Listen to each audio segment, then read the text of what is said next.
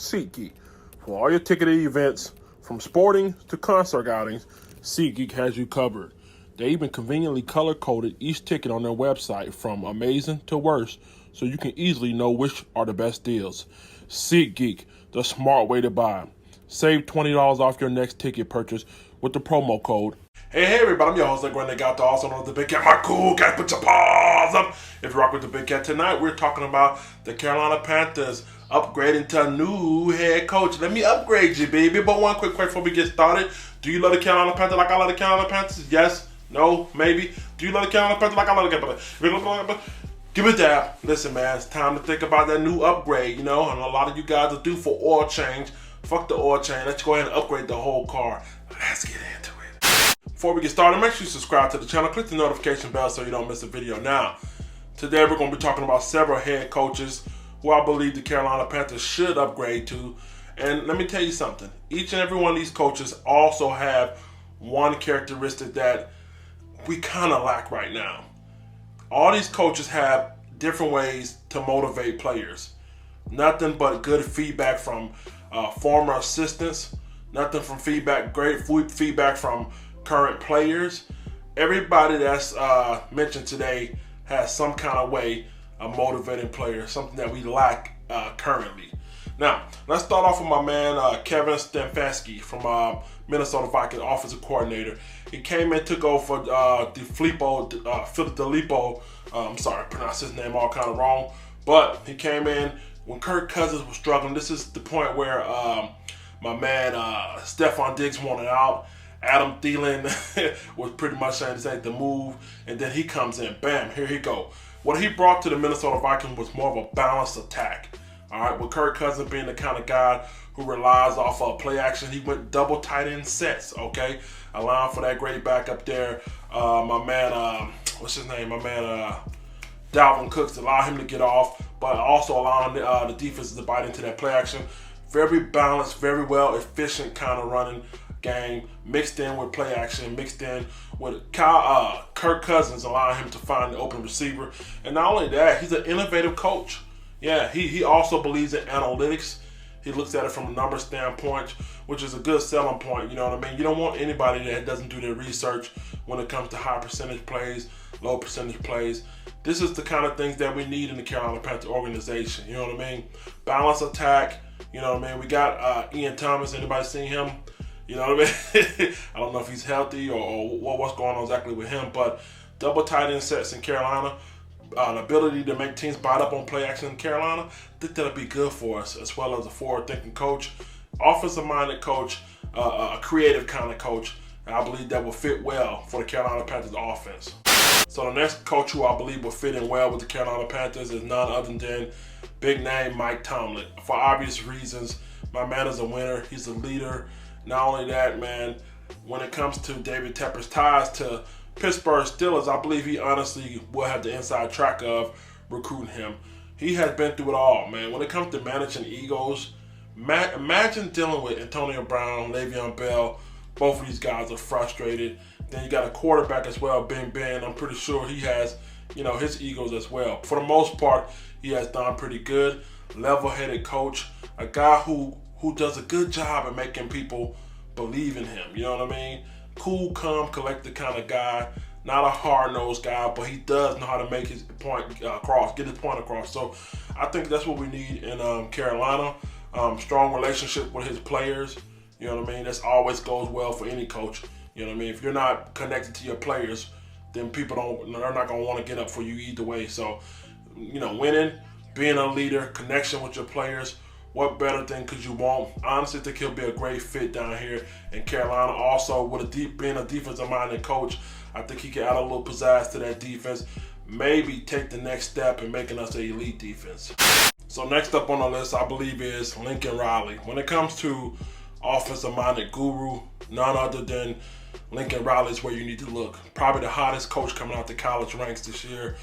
Lincoln Riley is a guru, produced 2 back-to-back Heisman Trophy winners, and he has been on record saying we try to develop an offense with calls that you feel confident in no matter what the defense lines up in. Did you hear what I say there? He said we try to develop an offense to where no matter what the defense lines up in, you feel confident in his call. He said 80% of our playbook I'm good with no matter what defense they line up in. God, get him, please, Tepper. Sign him immediately. Listen, man, he also prides himself on being a coach that gets the ball out of the quarterback hand quick and also allows his playmakers on the outside to make plays in space. That's what he predicates his thing on, and it has worked for him. 2 back-to-back Heisman, kind of an air raid, carefree, get the ball out kind of offense.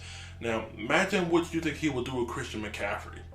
Not only will he be able to have 1,000 yards rushing still, but he will also have probably 1,000 yards receiving to go along with that. So I like him. I like the way he thinks. Upbeat kind of guy. He has put on coaching clinics throughout the summer for other coaches to kind of adopt. A lot of people say that air raid stuff ain't gonna work in the NFL. Well, look at Lamar Jackson doing, running a pistol pretty much option, and he's successful at it. Kyler Murray's having some success with the air raid. You know what I mean? So listen, man, I honestly believe this is what we need. We have quick kind of receivers. We need to get the ball out of our quarterback hand. And we need a coach who feels confident in their play calling. You know what I mean? And not only do we need a coach who feels confident in their play calling, we need a coach who has up-to-date coaching. Up-to-date play calling. You know what I mean? Not 1990 play calling. This is not going to work. So Lincoln Riley really rubs me the right way. I would really love to see this be a match made in heaven, whether it be with Cam or whoever. But he has a good philosophy, and it has worked for him so far. Last but not least, this guy right here, we seen him up close and personal when it comes to what he can do. Robert Saleh from the 49ers defensive coordinator. Now, I told you I believe we need an offensive-minded coach. I think our defense is going to be all right with Perry Field, Eric Washington. I believe those guys, man, I think they'll be able to work it out eventually. But I honestly like an offensive coach. But if I had to choose one defensive coordinator, it would be this guy right here. This guy comes from a coaching tree under Gus Bradley, Pete Carroll, Ken Norton Jr., Chris Richardson, and Shanahan as well. So, listen, defensive-minded coach. If you don't know who Chris Richards is, he's the defensive coordinator for the Dallas Cowboys. Got those guys looking nice. Also, Pete Carroll. And listen, all I hear is how smart this guy is. They said you give him an off day. He said give him an off day that by the time he comes back, this is according to Richard Sherman, by the time you come back, he said he has a whole new playbook designed with all kind of weird, funky, effective defensive plays. I like that. He's not going fishing, taking his dog for a walk or something if you give him the off day. He's in there trying to figure out how he can make it better. Now listen, in case you guys are saying, well, this guy right here, he always been good. No. And shout out to the 49ers GM, John Lynch, and their ownership over there. Guess what? They gave him time because 2017, 2018, they gave up a lot of yards, last in interceptions, last in sacks. But the GM and that owner seen the bigger picture on the wall. They seen they had 5 first-round draft picks, and they allowed for him to implement his system under that coaching tree like I just mentioned right there. So shout out to him. They say a lot of players say he's enthusiastic, kind, intelligent, hard worker. He brings the best out of him. And also, they say his best quality, what makes him as effective is the fact that he disguises his coverages amongst what he's trying to do with that defensive line and his defensive pressure. That's the beautiful thing that he does. He mixes in so many different pressures along with coverages to go behind them to where you may think you're looking at something else, but it's really another thing. So kudos to him. I like the energy off of him. And again, this wasn't built overnight. He didn't become a defensive coordinator overnight, but he did come from a good coaching tree. Enthusiastic, intelligent. These are words that you hearing with all these coaches. Confident. I love playing for him. Stuff like that. Something we lack in Carolina. Not the dog on Ron Rivera. He's been a very good coach, but it's time to bring forward-thinking, innovative coaches in here that can adjust. Too many times have we heard, I got adjusted to, and then they adjusted to me again. You know what that is? That's an excuse. You know what excuse is? Excuse means you're lazy. Don't give me an excuse. Give me an answer. And too many times we be getting excuses. And if I'm tired of it, I know Tepper got to be tired of it as well. I know my owner got to be tired of it as well. So, again, like I said, don't be lazy and come up with an excuse, come up with the answer. All these guys, listen, my man from Kevin Stefanski took over as the offensive coordinator. And guess what? He could have easily said, well, Kirk Cousins is a bum. He went in there, put in a balanced attack, got rid of DeFilippo, and guess what? Boom, now got him looking like MVP candidate. You got Lincoln Riley out there doing air raid, you know what I mean, getting that ball out their hands quick, feeling like he's 80% confident in his playbook. You got my man Robert Slayer over here, like I said, give him an off day. They saying come back to the office. He's looking like a defensive guru, hard working, non-excuse filled individuals, confident. And if you're confident in what you do, then it ain't gonna help but to have the players confident in you.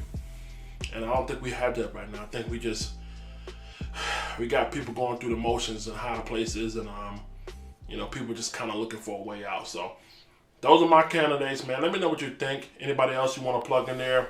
Believe that there will be a coach for the Carolina Panthers. I'm your host, Gordon. Got the also known as the Big Cat.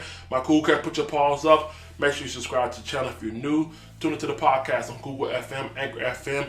Join me tomorrow night, 9:30. We'll be having an open discussion, a live stream. Make sure you tune in for that. Get in the comment section. I want to hear from you guys. Let's get up out of here. Let the church say that. Yo, Big Cat here.